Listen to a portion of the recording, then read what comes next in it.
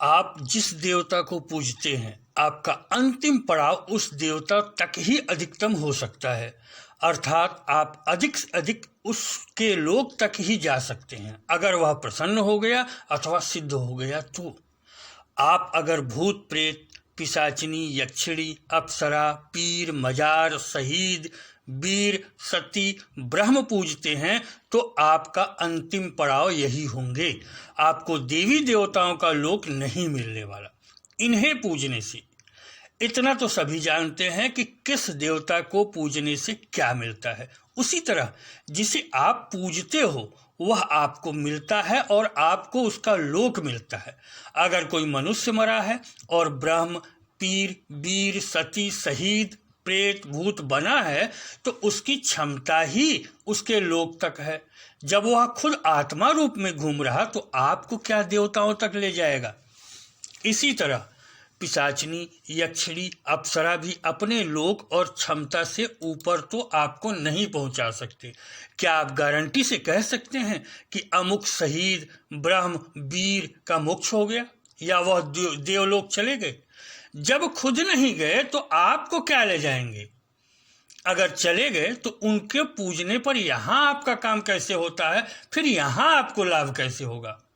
यहाँ आपका काम होता है, इसका मतलब वह इसी भौतिक दुनिया में भटक रहे और आपके पूजा को लेकर अपनी शक्ति बढ़ा रहे और अपना शक्ति बरकरार रख रहे। वैसे आपकी मनोकामना पूर्ण होने की थ्योरी और विज्ञान कुछ अलग होता है, जिसके बारे में 99% लोग नहीं जानते। आप किसी भी काल्पनिक देवता की पूजा करने लगे और आपकी श्रद्धा अट्टू हो तो आप में मानसिक बल, क्षमता, आस्था, विश्वास की ताकत उत्पन्न होगी जो आपके अवचेतन के साथ ही आपके व्यक्तित्व को भी प्रभावित करेगी और आपकी स्थिति सुधरती जाएगी। इसे आप प्रेत शक्ति की पूजा से मत जोड़ लीजिएगा कि उनकी पूजा पर भी आपको यही लाभ मिलेंगे।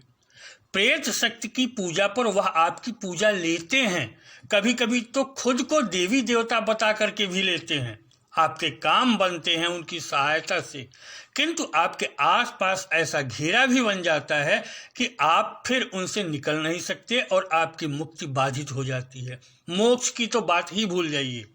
आपकी अगली पीढ़ी से भी यह पूजा चाहते हैं और अगली पीढ़ी ने इन्हें पूजा नहीं दी तो उनकी बर्बादी शुरू। इनकी पूजा से आपके पितृ तो नाराज रहते ही हैं, आपसे आपके कुल देवता भी स्थान छोड़ चुके होते हैं, फिर आपके पास वापसी का कोई रास्ता नहीं होता और आप इन्हें ही पूज सकते हैं। आपकी पूजा किसी भी देवी देवता तक नहीं पहुंचती। आप कहेंगे कि क्या यह देवी देवताओं से भी शक्तिशाली हो गए जो उन तक आपकी पूजा नहीं पहुंचेगी? तो हम आपको बताना चाहेंगे कि हाँ, आपकी पूजा देवताओं तक नहीं पहुंचेगी। भले देवी देवता बहुत शक्तिशाली होते हैं, क्योंकि गलती आपने खुद की है। कुल देवता नाराज हो गए या कुल देवता की पूजा न हो रही हो तो किसी भी देवी देवता की पूजा नहीं मिलती। यह एक चक्र और सीढ़ी होती है। भारतीय पूजा नियमों में क्रम बनाए गए हैं, संरचना बनी है ऊर्जा की, जिसमें ऊर्जा विनिमय होता है। पितृ नाराज तो कुल देवता रुष्ट, कुल देवता रुष्ट तो कोई देवता पूजा नहीं पाएगा। अंततः आप न मुक्त होंगे न पॉजिटिव एनर्जी पाएंगे। ग्रहों तक के उपाय काम नहीं करेंगे। ले देकर आप उसी शक्ति पर निर्भर हो जाएंगे जो प्रेत शक्ति आप पूज रहे थे। अक्सर आपने देखा भी होगा कि इन्हें पूजने वाले कुछ समय बहुत तेजी से वृद्धि करते हैं, पर अंततः अंतिम समय बुरा होता है और बाद में परिवार तबाह होने लगता है, क्योंकि कोई भी ऐसी शक्ति बिना किसी स्वार्थ के किसी की सहायता नहीं करती, चूंकि आखिर है तो वह आत्मा ही, तथा उसमें इच्छाएं भी बाकी होती हैं। इनमें एक दोष और होता है, यह पूजे जाने पर आपके कुल देवता की पूजा ले लेते हैं और कुल देवता साथ छोड़ देते हैं। आज तो यह समझ में नहीं आएगा, पर अगली पीढ़ियां परिणाम गंभीर भुगतेंगी जब कुल देवता का सुरक्षा चक्र समाप्त हो जाएगा। दूसरी समस्या की कुल देवता की पूजा न मिलने से इष्ट तक आपकी पूजा नहीं पहुंचेगी। आप 3 घंटे पूजा करो पर लाभ कुछ भी नहीं होगा। इष्ट तक पूजा पहुंच ही नहीं रही। थक कर आप कहोगे कि पूजा पाठ तंत्र मंत्र सब बेकार है।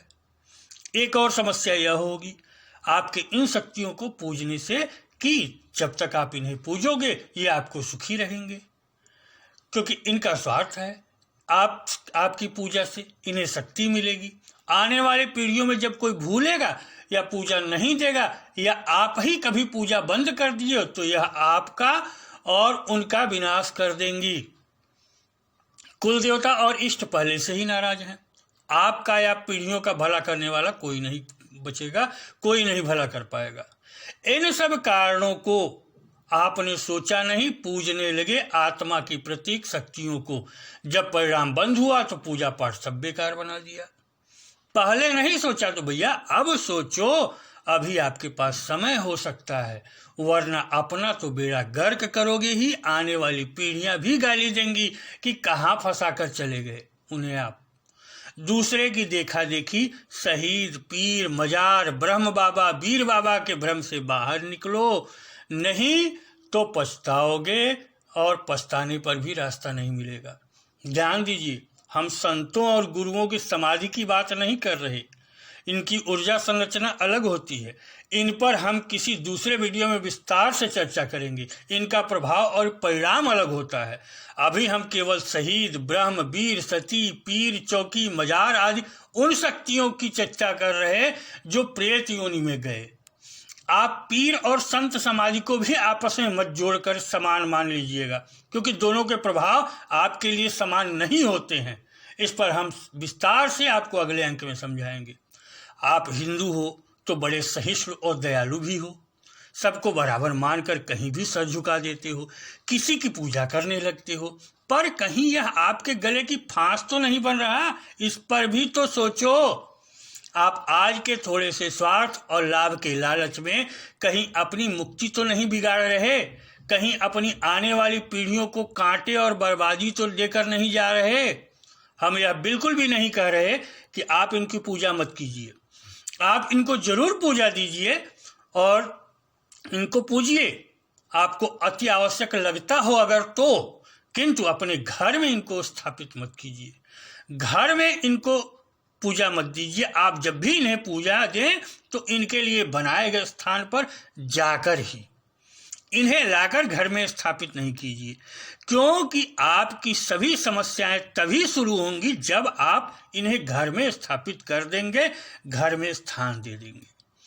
ऐसी कोई मान्यता मत मान दीजिए कि आपका यह काम होगा तो आप इन्हें घर में स्थान देकर पूजा करेंगे।